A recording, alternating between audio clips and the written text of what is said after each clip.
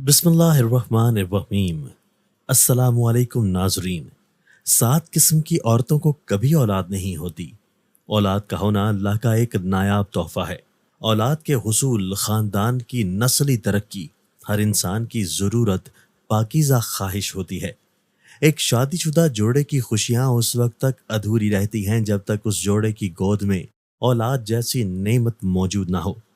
बहैसियत मुसलमान हमारा ईमान और यकीन है कि अच्छी और नेक साले औलाद अपने वालिदैन के लिए मग़फ़रत व बख्शिश का एक ज़रिया है। बे औलाद का जब भी ज़िक्र आए तो हमारे ज़हनों में ये ख़्याल आता है कि उसकी वजह औरत ही होगी। उस वजह से बहुत सारे ख़ानदान परेशान हो जाते हैं। ख़ास तौर पर ख़वातीन का इस्तेहसाल भी होता है, जबकि ये हरगिज़ ज़रूरी नहीं है कि बे औलादी की वजह सिर्फ़ औरत ही हो सकती है। बे औलाद होने की वजह मर्द हज़रात भी हो सकते हैं।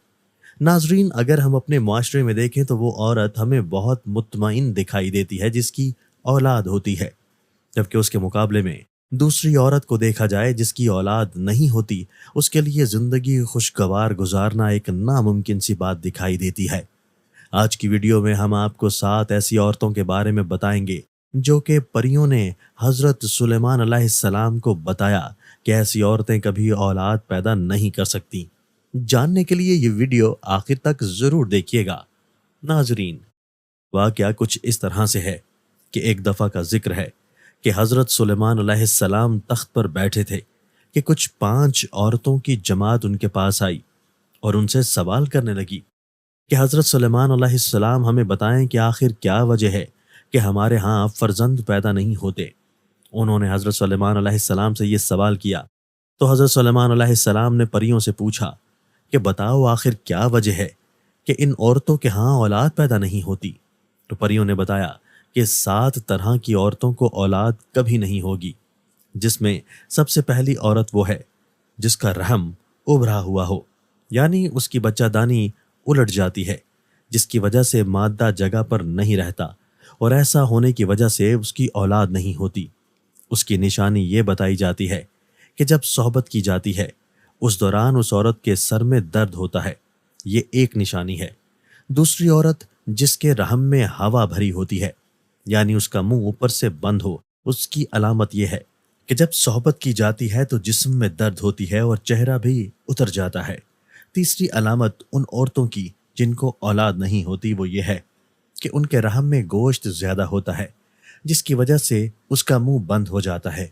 आमतौर पर यह शिकायत मोटी औरतों में देखी जाती है और इसकी अलामत ये बताई जाती है कि जब वो औरत सोहबत करती है उसके बाद उनकी रीढ़ की हड्डी में दर्द होता है, उस वजह से वो औलाद पैदा नहीं कर सकती।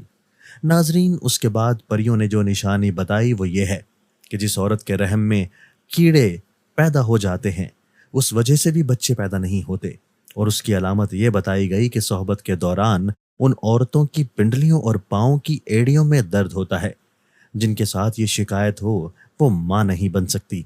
उसके बाद अगली निशानी ये बताई कि उनके रहम में गर्मी हद से ज़्यादा हो जाती है, खून मिलना बंद हो जाता है और मादा वहाँ ठहर नहीं पाता। नाजरीन, इसकी जो अलामत बताई गई है वो ये है कि दिल में घबराहट होती है और ऐसी औरत को गशी के दौरे पड़ते हैं।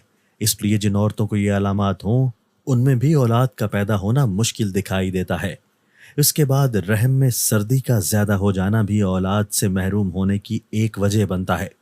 इसकी निशानी ये बताई गई है कि ऐसी औरत के सीने में दर्द रहता है और ये निशानी उन परियों ने बताई है। आखिरी निशानी उन परियों की जानिब से उन औरतों के बारे में बताई गई जिनकी औलाद नहीं होती वो ये है कि उनमें अजीब जिन्नात तारी रहते हैं, आसेब का साया रहता है और वो उसके अंदर बच्चा मार देते हैं। जो मादा के रहम में मुख्तलिफ चीज़ें होती हैं उनको ख़त्म कर देते हैं। नाजरीन, इसकी निशानी ये है कि उसे सोहबत करते हुए दर्द महसूस नहीं होता और ना ही सोहबत करते हुए उसे लज्जत महसूस होती है। ये वो 7 औरतें हैं जिनके बारे में हज़रत सुलेमान अलैहिस्सलाम की बारगाह में आने वाली उन बांझ औरतों को बताया गया कि आखिर उनमें औलाद क्यों नहीं होती। नाजरीन, सिर्फ औरतों में बांझपन नहीं होता, मर्दों में भी बांझपन होता है। मर्दाना बांझपन से मुराद मर्द की सेहत का कोई भी ऐसा मसला हो सकता है जो उस ختون ساتھی کے حاملہ ہونے کے امکانات کو کم کرتا ہے۔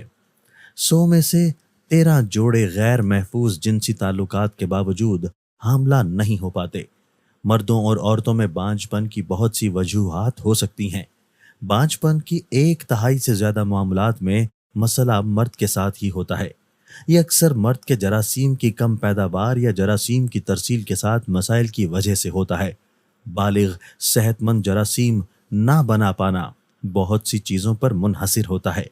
مسائل خلیات کو نطفہ بنانے سے روک سکتے ہیں۔ مسائل منی کو انڈے تک پہنچنے سے روک سکتے ہیں۔ مردانہ بانجھ پن کی بنیادی وجوہات یہ ہیں: جراثیم کی خرابی۔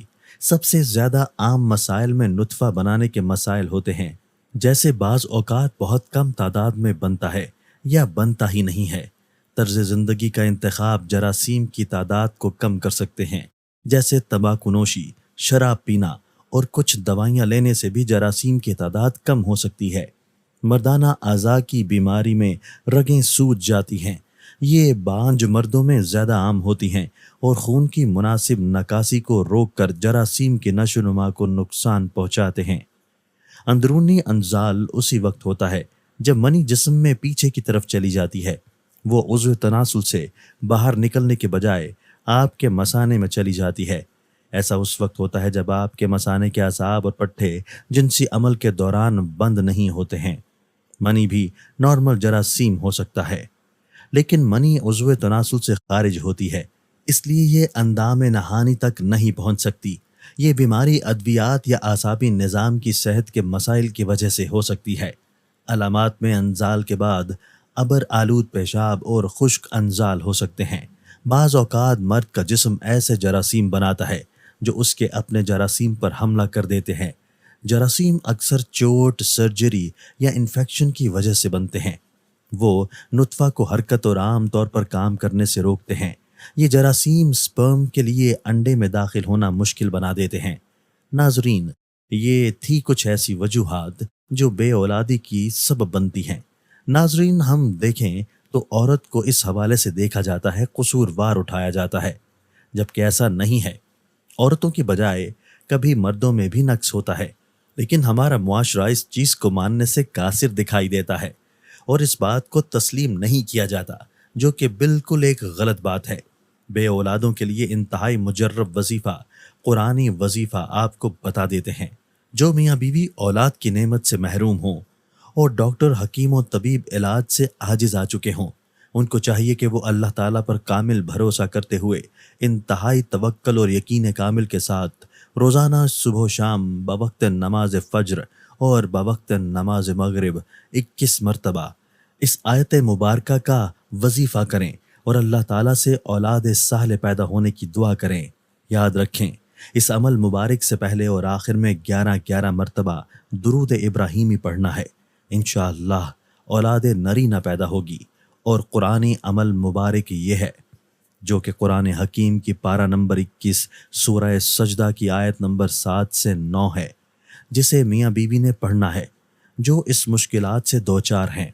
اس آیت کا ترجمہ کچھ اس طرح سے ہے: وہ ذات جس نے جو چیز بنائی موضوع ترین بنائی، اور انسان آدم علیہ السلام کی پیدائش کی ابتدا مٹی سے فرمائی، پھر اس کی نسل حقیر پانی کے نچوڑ مادہ حیات سے پیدا کی، پھر اس نسل کے اعضاء کو متناسب بنایا، اس میں اپنی طرف کی روح پھونکی اور تمہارے لیے کان، آنکھیں اور دل پیدا کیے، اس کے باوجود تم بہت ہی کم شکر ادا کرتے ہو۔